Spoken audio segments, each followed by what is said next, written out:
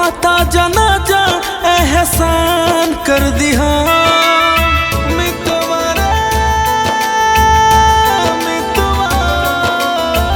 उठाता जनाजा एहसान कर दिया। हमरा लाश खाती जान एक बास दे दिया। हमरा लाश खाती जान एक बास दे दिया।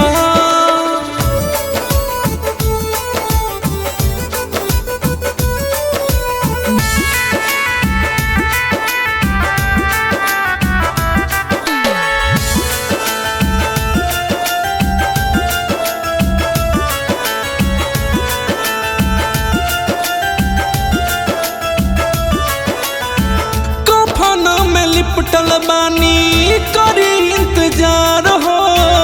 आस लगौले दिलवा हमर प्यार हो। कफन में लिपटल बानी करी इंतजार हो। आस लगौले दिलवा हमर प्यार हो।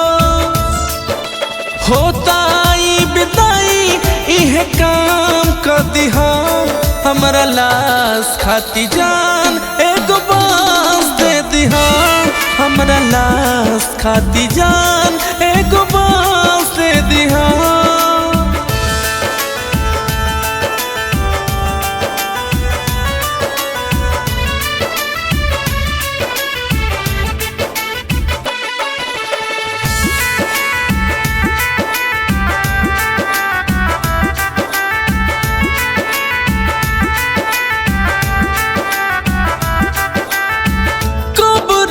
उतरतावे हमारे शरीर हो।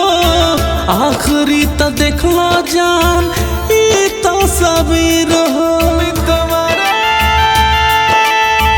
कब्र में उतरतावे हमारे शरीर हो। आखिरी तो देखला जान ई तस्वीर हो। अंतिम इच्छा बावे हमार अरसान रख दिहा। हमरा लाश खाती जान